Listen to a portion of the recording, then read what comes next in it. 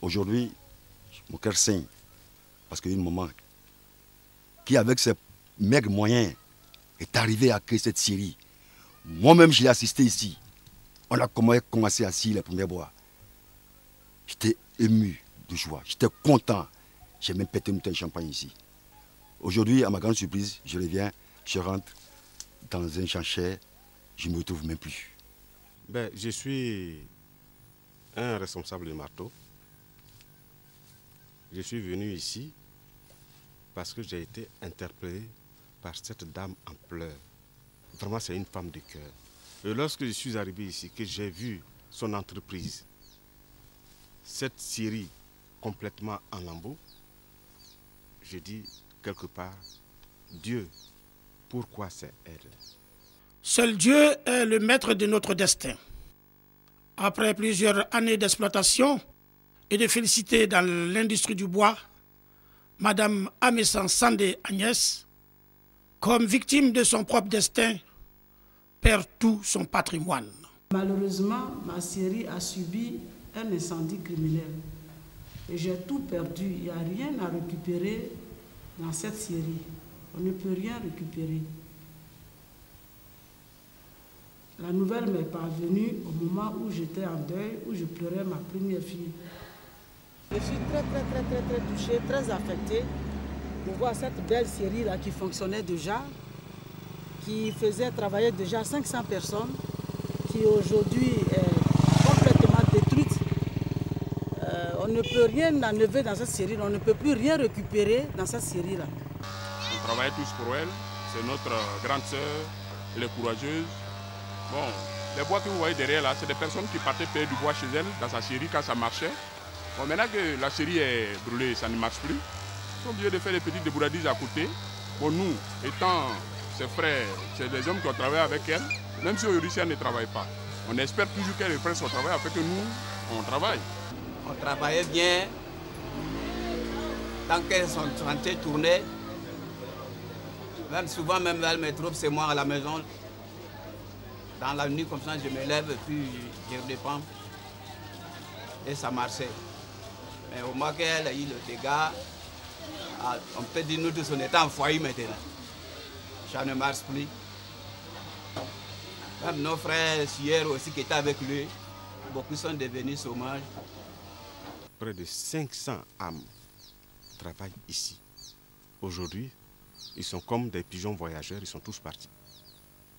Allant qui cherchait de quoi manger pour sa famille, qui est devenu maintenant même des mendiants aujourd'hui, ça il faut le dire, mais dans la rue, elle a été toujours interpellée.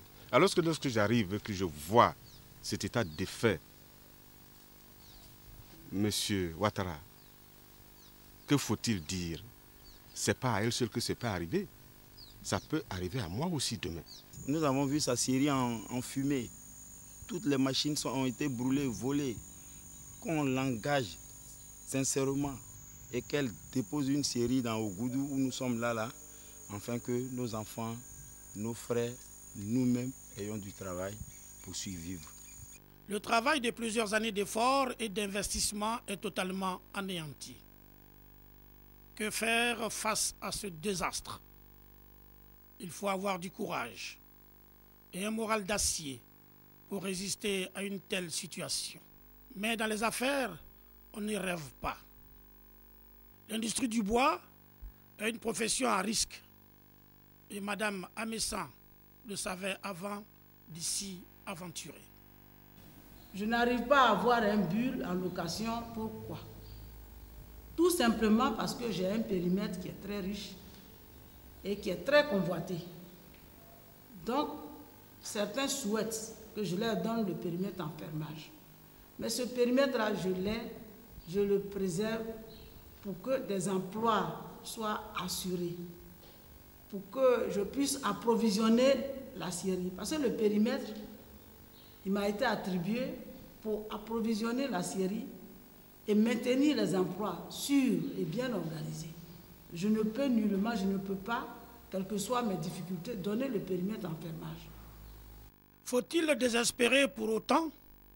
La jeune femme trouve refuge dans la foi qui la conforte malgré toutes les blessures socio-psychologiques qui l'assaillent.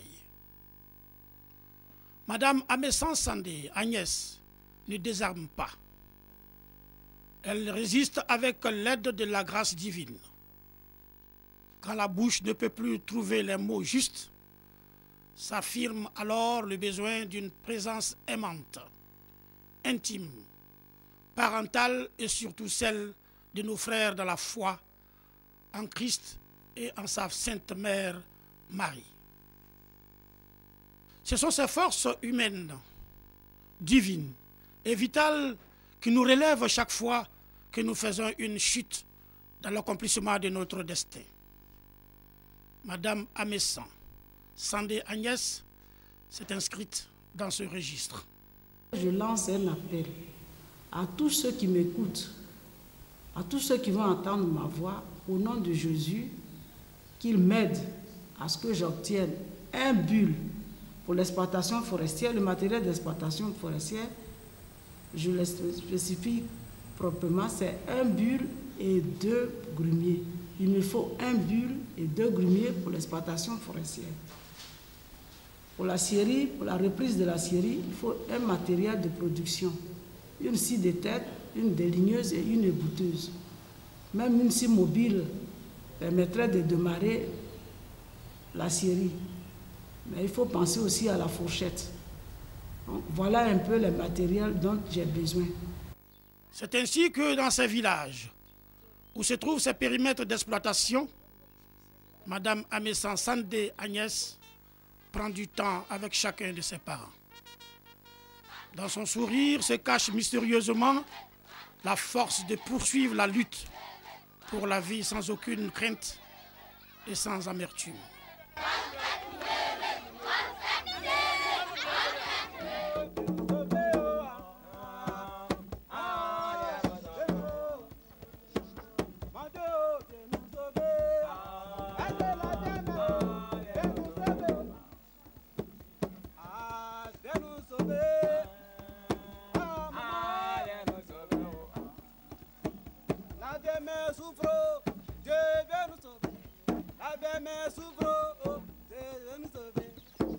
La